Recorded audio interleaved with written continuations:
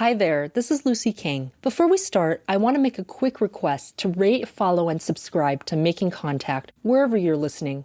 Now, on to the show. Like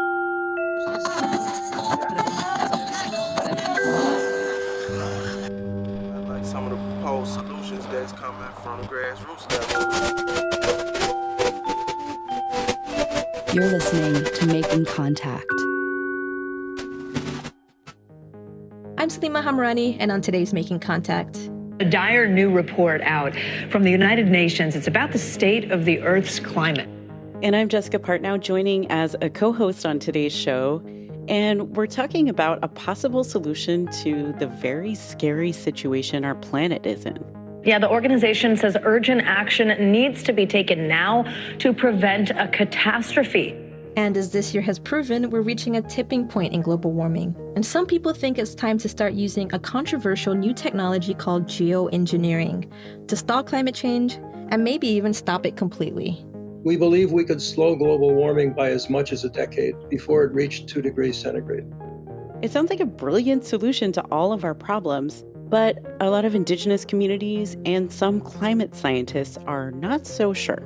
If there's anything we should have learned from the experience of anthropogenic climate change, it is that large-scale human interventions in Earth's ecosystems can have unforeseen dangerous consequences. So what exactly is geoengineering? And why is it so controversial? All that and more coming up. Welcome to Making Contact, and Jessica, thank you for joining me today. We don't usually have you on as a co-host, and I was wondering if you could share why you wanted to join, why this topic was so interesting to you. Yeah, well, thank you so much for inviting me to join you this week. And I think that the state the world is in right now just personally feels really scary to me. And I'm feeling an increasing sense of urgency about what we can do about climate change. Yeah, it's been really frightening to watch the world's climate get extremely out of balance this year. Just record temperatures across the globe, heat waves in the ocean, devastating hurricanes, fires. I mean, it's been very difficult to maintain a sense of hope. Yeah, heat waves in the ocean. I think for most of my life, climate change has been this bad thing, but that it was coming someday in the future. But now it is really, really happening, and people are really dying. Yeah, you're right. I heard that over 61,000 deaths in Europe last year could maybe be attributed to the heat waves in the summer.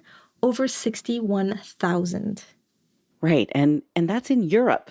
In the global south, it is definitely worse. And there's this 1.5 degrees thing. So many countries have signed on to this idea that if we avoid letting global temperatures rise 1.5 degrees Celsius over pre-industrial levels, that's sort of like what we have to do. But basically, no one is sticking to their promises about that. But okay, Salima, I don't think we want to just scare our audience on the show. Yeah, sorry, we don't want to just terrify you. So we want to look at some possible solutions too. Yeah. And on that topic, climate change and solutions, some solutions are good ones and some are what we call false solutions. And I think we have to be able to critically understand the difference and not fall into the trap of false solutions. So here's a new idea, a response to climate change that's been coming up more and more. We leave ourselves no choice but to do some kind of geoengineering. As a result, some of them now support controversial technologies that could blunt the Earth's rising temperatures, broadly known as geoengineering. Geoengineering. So this solution to climate change is a pretty attractive concept, and I actually didn't know much about it before I started working on this piece. And Jessica, I'm wondering if you've heard of geoengineering before?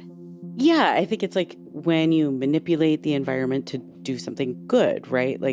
I don't know, building an ice wall to help keep a glacier from melting. Yeah, you're exactly right. So what geoengineering is, it's interventions that serve to make the physical manifestations of climate change lessen. Okay, so that's Basab Sen. I'm the Climate Policy Director at the Institute for Policy Studies. And I got to talk to Basab Sen a little bit about geoengineering, and he really helped me understand what it is and the different varieties. Right, I've heard of ideas that are trying to reflect the energy of the sun back into space. Yeah, scientists call that solar geoengineering or solar radiation management, and it probably has the most variations. So how do you reflect solar radiation away from the Earth? Well, you could, and this is really an idea, by the way, install giant mirrors in space. To prevent the radiation from even entering the Earth's atmosphere to begin with. Another idea that has been proposed is something called marine cloud brightening, which is to make the upper surfaces of clouds reflective to reflect solar radiation before it reaches the surface of the Earth. But there are other ideas. Instead of reflecting solar energy away from the Earth, you could also decrease the amount of carbon in the atmosphere. For example, you could try to fertilize the ocean to make them absorb more CO2. And even carbon capture and storage and something called direct air capture, sucking carbon dioxide out of the atmosphere or out of a smokestack and then burying it in the ground. Ooh, and I've also heard about weather modification. Yeah, that's a good one, where you seed clouds to help bring more rain. Yeah, or things like spraying sulfur dioxide into the atmosphere to make the sky darker and reflect the solar energy away. Yeah, that's another popular one. And we can't really go into all the different types in detail, but I wanted to sort of zone in on one specific idea that's being tested right now. And it falls under that solar engineering category. And I thought it would be a good way for us to see what a real-life geoengineering technology looks like. And so this technology is called the Arctic Ice Project.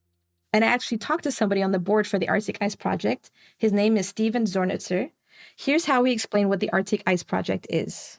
So this is a methodology that was developed by Dr. Leslie Field a number of years ago. And it uses the principle of surface reflectivity, also called albedo. And it uses hollow glass microspheres, very small microspheres that are highly reflective. It looks like white sand. They're hollow, they float. They're what's called hydrophilic, which means when they come in contact with water of any sort, they stick to the water. So basically, they've developed these very reflective tiny silicon beads, and they put the glass beads onto the ice because they want to slow down the amount of ice melt in the summer. In the summertime, when the sun shines 24/7 in the Arctic, most of the ice, now that global warming has advanced to where it is, most of the ice melts, particularly the young ice, the ice that's only 1 or 2 years old. Older ice, which is much, much thicker, persists during the summer in many areas of the Arctic, but even the older ice is diminishing very rapidly. What they're suggesting is to cover that young ice, what's called grease ice, because it's kind of slushy, with those reflective silicon balls before it hardens in the winter so that in the next summer, more sun is reflected off the ice and less of it melts. So our goal is to cover this grease ice in certain strategic areas of the Arctic, areas that we believe serve as nurseries for the formation of ice and the distribution of ice throughout much larger regions of the Arctic. Ice nurseries? Okay, now I'm just thinking about little baby glaciers in bassinets. Okay, no, but I think this is making sense.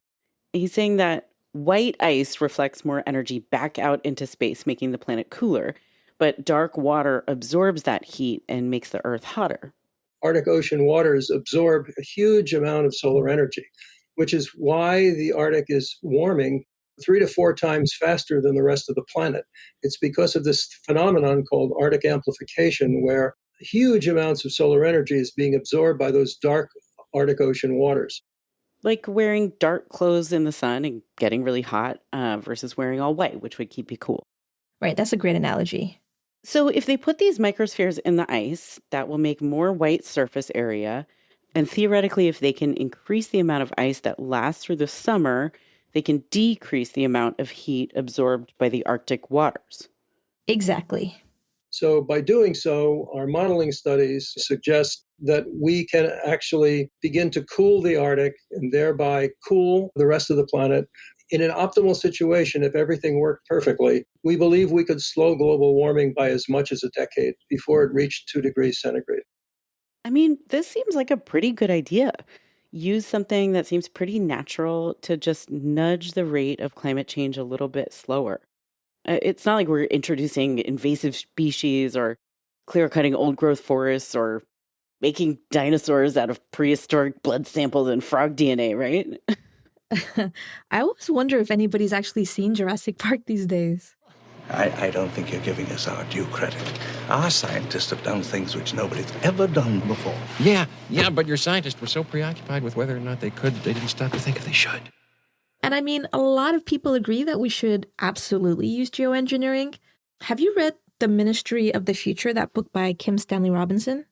Oh, yeah, I really like that book. I learned a lot about climate change and geoengineering from reading it, actually.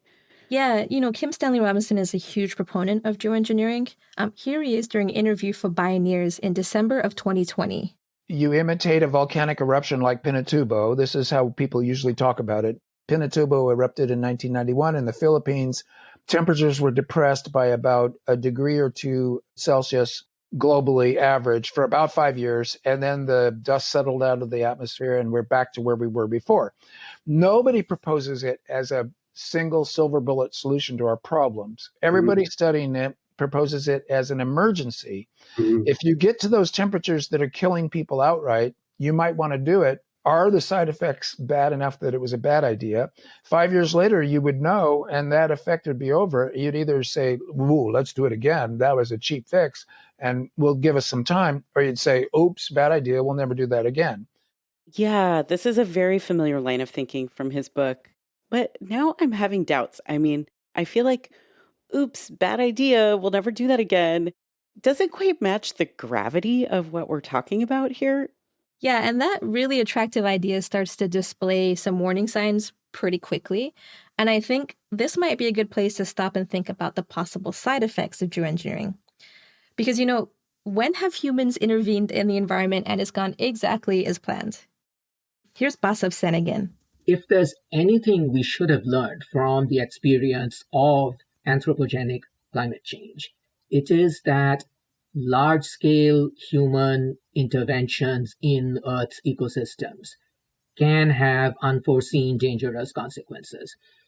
So right at the start, we should have some major red flags about this kind of a large-scale technological intervention, which you can do in the lab all you want, but one thing you're never going to know in the lab is unforeseen things that could happen. So just based on the precautionary principle alone, we should argue that these technologies are too dangerous to commercialize or to implement on any kind of large scale outside of a lab. Which also raises the question, in that case, why even do it in a lab to begin with? Okay, so he mentioned the precautionary principle. What is that? Yeah, that's a great question. It's an idea you find a lot in public health and environmental studies.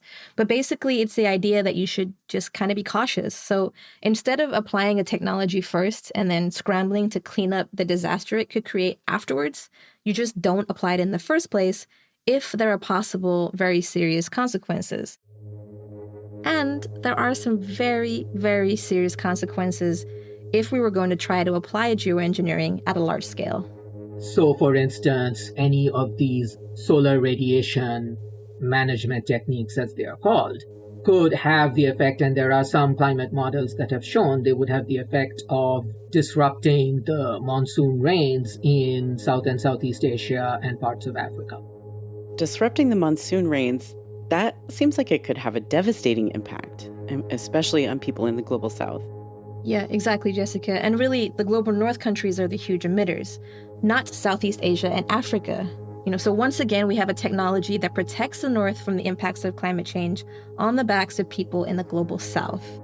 Then there's concerns about unforeseen local ecological impacts. For instance, if we increase CO2 uptake by the oceans as a way to reduce atmospheric carbon dioxide levels, that would acidify the oceans further, and we already have an ocean acidification problem. And that could have further adverse impacts on marine life, marine ecosystems. And, ecosystems are obviously worth protecting just for their own sake.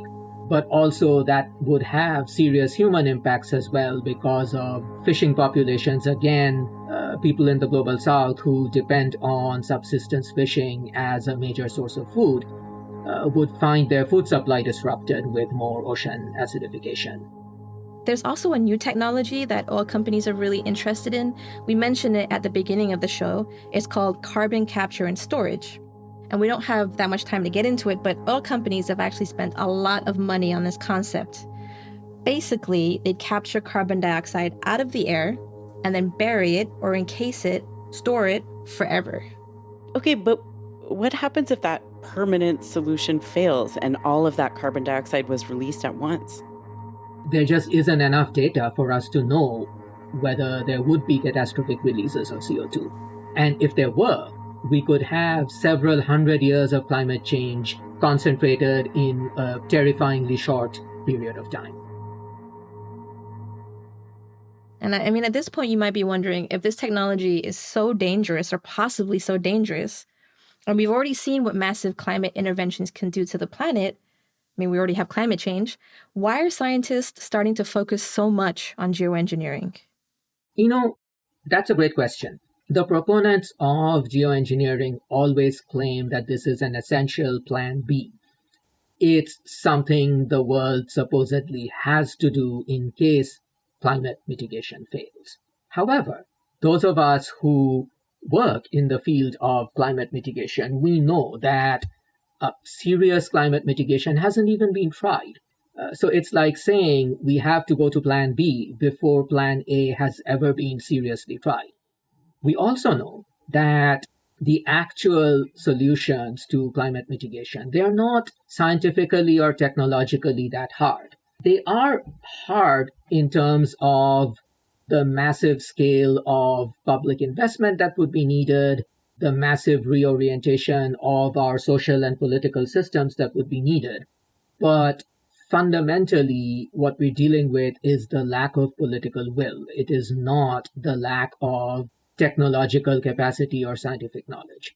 So clearly, if the people who are so ardently backing geoengineering, if they really wanted to solve the problem, they would instead be focusing their energies on pressuring these powerful governments to start actually phasing out fossil fuel production and use. Yeah, so this was on my mind the whole time. There is a much easier answer to this issue. Like, why don't we just stop with the fossil fuels? Right, and we're actually going to do a deep dive into that topic and also look at how geoengineering affects Indigenous communities right after a short break. We're just jumping in to remind you that you're listening to Making Contact. If you like today's show and want more information, or if you'd like to leave us a comment, visit us at radioproject.org, where you can access today's show and all of our prior episodes. And now, back to the show. Welcome back to Making Contact. Today we're talking about an issue called geoengineering. And Jessica, I wanted to go back to something you said earlier, that the answer to climate change might be something much easier than a complicated new technology. Yeah, I mean, we've been talking about these shiny new tech ideas, space mirrors, cloud seeding, things that could slow climate change down. But actually, there is an extremely simple solution right in front of us, which is to stop burning fossil fuels. Yeah, and I want to mention here that a lot of geoengineering projects are funded by oil and gas companies. I mean, carbon capture and storage is a huge investment for big oil companies, for example. Right. Yeah, I guess that's not surprising. How come that doesn't surprise you? They have an incentive to keep their profits up, by burning and extracting fossil fuels. And then carbon capture makes it seem like they're doing something to address the impact of burning fossil fuels, right? Yeah, I guess in the end, it's a very profitable feedback loop for them. We actually mentioned at the top of the show that there's a project called the Arctic Ice Project. So that project was actually started by somebody who has links to oil companies. Leslie Fields, who owns several patents on the project, began a lot of her career working for Chevron and HP, developing technology on behalf of Chevron. That's Panganga Pungawawi, and I want to spend the rest of today's show with Panganga. She's a community leader and an activist in Alaska. Wanga atka banganga ng naka bangawi, wanga ataka, wanga naka kirstenugak pas, wanga sivunga kami, ramka skiwa kami. So I'm Panganga Pangawi. I'm from St. Lawrence Island. My father is Aganatuma or Ben Pangawi, and his parents were Ashkanigi and Bangawi, and his grandmother raised him. Her name was Iganok, and I'm actually named after her. So I have a lot of different names. And the reason I wanted to talk to Panganga was because the Arctic Ice Project wants to test its technology outside of the lab to see if it works in Alaska. But that's actually where Panganga and her community lives. A lot of people are very, very concerned and upset that this material is being spread on our lands with the plan to spread up to 100,000 square kilometers. And so let's get into why they're so concerned. Okay, I think maybe I can guess at the first reason. Is it unintended consequences, kind of like we were talking about earlier? Yeah, and that was actually one of the first things that Panganga brought up. Remember those very small, tiny silicon beads that the Arctic Ice Project wants to spread in Alaska? I got a hold of the material size that they used up in Utkalvik, and the material is so small that when you open a bag, it poofs out and just kind of lingers in the air, even if there's no wind. They're super, super tiny, and inside the bag, they actually kind of act like a liquid. The size of the beads is an issue because Panganga believes they will spread into the air and out onto the water. You know, the impact of the materials getting into areas that are not intended, since we know that the stuff floats right when you open the bag, it's not going to stay where they put it. But the scientists at the Arctic Ice Project believe that the beads are non-toxic, right? Yeah, that's what they say their studies have shown. There was no mortality. We couldn't detect any indication of illness. I mean, the animals look perfectly normal. And it's not surprising to me that that's the case because basically this is sand that's manufactured by humans. I looked up the other day, just out of curiosity, if anyone knows how much sand is transported into the Arctic Ocean each year from the rivers that empty their waters into the Arctic Ocean. And the number was astounding. It was 225 million tons of sand go into the Arctic Ocean every year. Well, we would be using a very small amount of our material relative to that huge number. And I mean, in some ways, he's right. There is a lot of sand and actually a lot of silica in the Arctic. But Panganga says that's actually part of the problem. We do have a lot of silica in our gravel, and we also have very high rates of rheumatoid arthritis. We have high rates of kidney disease, and these are things that have been linked back to silica.